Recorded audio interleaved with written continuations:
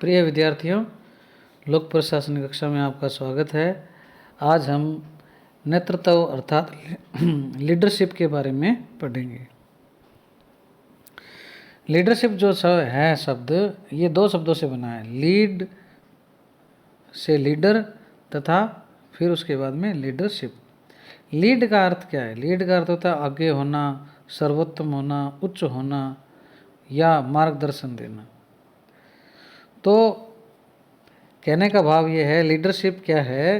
किसी व्यक्ति की वह योग्यता या स्थिति है जो दूसरों को राह दिखाने का कार्य करती है। नेतृत्व। जॉर्ज आर टेरी इसको इस प्रकार से परिभाषित करते हैं। वो कहते हैं कि नेतृत्व वह क्रिया है जिसके माध्यम से कोई व्यक्ति उद्देश्यों के लिए व्यक्तियों को स्वेच्छा से कार्य करने हेतु उन्हें प्रभावित करता है। यानी नेतृत्व वह क्रिया है। नेतृत्व तो अपने आप में क्रिया है, तो उस नेतृत्व को धारण करने वाला जो नेता है वो एक व्यक्ति हो गया। तो नेता क्या करता है? उद्देश्यों के लिए व्यक्तियों को स्वेच्छा से कार्य करने हेतु उन्हें प्रभावित करता है। यानी नेता क्या करता है? कोई टारगेट है, उसकी प्राप्ति के लिए क्या है, व्यक्तियों को इस प्रकार से प्रभावित करता है कि वो स्वयं की इच्छा से उस कार्य को या उस उद्देश्य को प्राप्त करने के लिए अपने आप को राजी कर लेते हैं, मना लेते हैं। तो ये उसकी क्या है? लीडरशिप है। इसी प्रकार लिविंगस्टोन कहते हैं, नेतृत्व अन्य लोगों में किसी सामान्य उद्देश्य का अनुकरण करने की इच्छा को जागृत करने की योग्यता है। यानी अन्य लोगों में किसी सामान्य उद्देश्य का अनुकरण करने की इच्छा को जागृत करने की योग्यता है। यानी वही बात है, सामान्य उद्देश्य है और उस उद्देश्य की प्राप्ति के लिए क्या है? लोगों में इच्छा जागृत करना ही लीडरशिप है। चेस्टर बर्नार्ड कहते हैं कि नेतृत्व व्यक्तियों के व्यवहार को उत्तमता की ओर निर्देशित करता है, यानी एक्सीलेंस की ओर ले जाता है, जिसके द्वारा वे किसी संगठित प्रयत्न में संलग्न लोगों या उनकी क्रियाओं का मार्गदर्शन करते हैं। तो इस प्रकार से क्या है, कुल मिलाकर लोगों को प्रभावित करना, उनको टारगेट के पीछे लगाना, ये सारी चीज़ें क्या है? लीडरशिप में आती है। तो नेतृत्व जो है वो तीन बातों पर डिपेंड करता है। एक तो नेता होगा उसमें, और एक क्या होंगे? अनुयायी होंगे, और परिस्थितियाँ भी ऐसी होंगी। क्योंकि नेतृत्व एक योग्यता है, परिस्थितिवश या जानबूझकर प्राप्त स्थिति या भूमिका है, जिसके माध्यम से क्या है, एक व्यक्ति अपने अनुयायियों या अधीनस्थों को किन्हीं सामान्य उद्देश्यों की प्राप्ति के लिए प्रदर्शित करता है, मार्गदर्शित करता है, प्रेरित करता है। तो इस प्रकार से क्या है, नेतृत्व एक ऐसी स्थिति है। अब हम नेतृत्व की कुछ विशेषताओं को देखते हैं। नेतृत्व में क्या है? अनुयायियों का होना बहुत ज़रूरी है, क्योंकि नेतृत्व अनुयायी या समर्थकों या अधीनस्थों का ही किया जा सकता है। नीचे उसके कोई होगा ही नहीं लीडर के, तो फिर काय का नेता?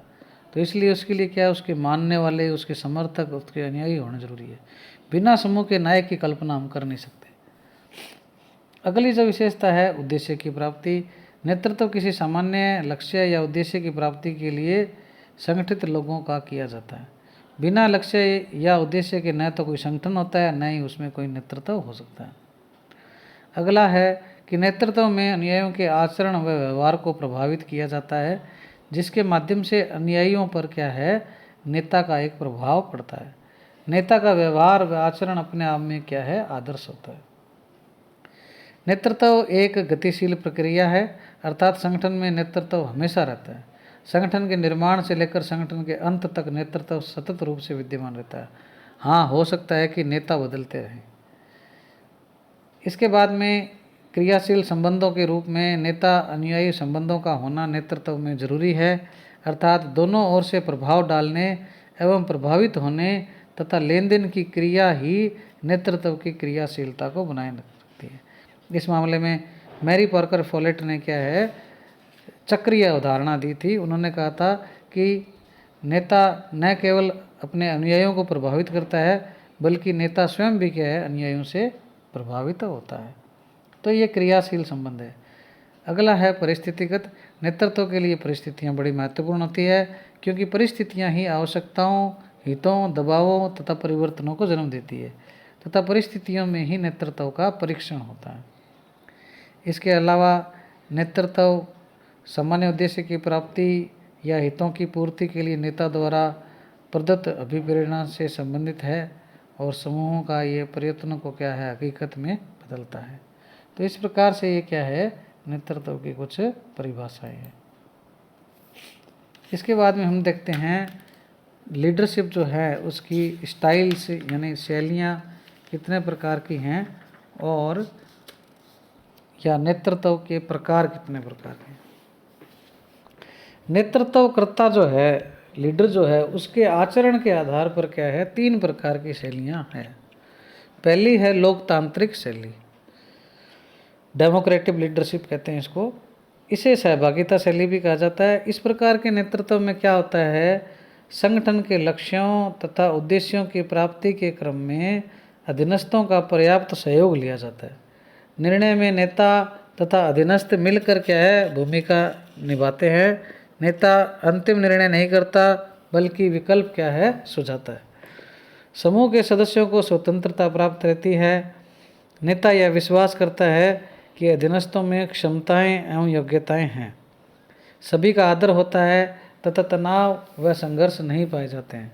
संगठन में पारदर्शिता को अपनाया जाता है। आलोचना या प्रशंसा के संबंध में नेता प्राय तटस्थ रहता है। तो इस प्रकार से क्या है नेतृत्व की शैली, लोकतांत्रिक नेतृत्व की शैली में क्या है अधीनस्थों का पूरा योगदान रहता है। निरंकुश जो नेतृत्व शैली है ये बिल्कुल लोकतांत्रिक से भिन्न है। इसमें क्या है संचार क्या है एक तरफा होता है, यानी ऊपर से नीचे की ओर, क्योंकि निर्णय में नेता अधीनस्थों से परामर्श ही नहीं लेता, उसमें लोकतांत्रिक में लेता था।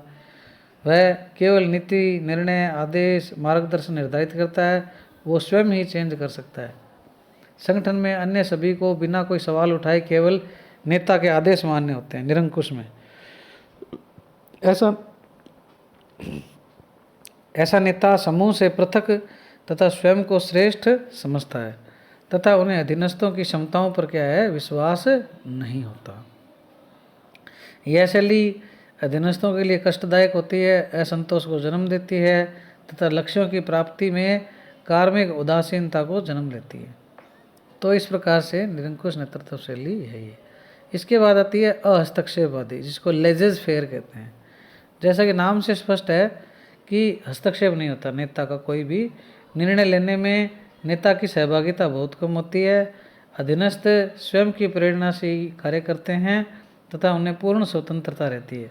संगठन का कार्यकरण एकीकृत नहीं रहता। इस शैली में नेता स्वयं को समूह के एक सदस्य की जैसी भूमिका निभाता है, नेता जैसी नहीं। यह शैली केवल अराजकता, अव्यवस्था, निराशा तथा अनुशासनहीनता को जन्म देती है। यानी अधीनस्थों को पूरी आज़ादी होती है कि ये लो संसाधन, तुम तुम्हारे चाहे जैसा करो। तो ये क्या है अहस्तक्षेपवादी शैली है। अब हम देखते हैं अच्छे नेता के गुण, मतलब बढ़िया गुड क्वालिटी का लीडर जो है उसमें क्या ऐसी खास चीज़ें होनी चाहिए। संगठन के शीर्ष पर नेतृत्वकर्ता व्यक्ति में स्वाभाविक रूप से कुछ ऐसे विशिष्ट गुण होने चाहिए जो क्या है अनुयायियों या सहयोगी सदस्यों को प्रभावित कर सकते, क्योंकि बिना प्रभावित हुए आप किसी के मतलब कहना नहीं मानोगे। वास्तव में नेतृत्व में प्रभाव शब्द बड़ा महत्वपूर्ण है, क्योंकि प्रभाव के द्वारा ही अनुयायियों को संगठन के लक्ष्य की ओर प्रेरित किया जाता है। इसलिए कहा जाता है कि एक नेता को एक आदर्श व्यक्ति जैसे गुणों युक्त होना चाहिए। यद्यपि सर्वगुण संपन्न व्यक्ति का मिलना बड़ा असंभव है और न ही कोई व्यक्ति समस्त गुणों का अपने आप में अंदर विकास कर सकता है, फिर भी नेता को आम आदमी या संगठन के अधीनस्थ व्यक्तियों की तुलना में ज़्यादा मैच्योर होना चाहिए, परिश्रमी होना चाहिए, साहसी और मानवीय होना चाहिए। अब हम क्या है कुछ चिंतकों के द्वारा अच्छे नेता के गुण बताए गए हैं, वो देखते हैं। चेस्टर बर्नार्ड कहते हैं कि नेता में ये 4 गुण होने बड़े ज़रूरी हैं। उसमें क्या है जीवन शक्ति और सहनशीलता होना चाहिए, मतलब काम करने की इतनी उत्कंठा और इच्छा होनी चाहिए और सहनशील भी होना चाहिए। निर्णय लेने की उसमें क्षमता होनी चाहिए, क्योंकि जब वो निर्णय लेगा तो ही क्या दूसरों को कुछ कह पाएगा, बता पाएगा।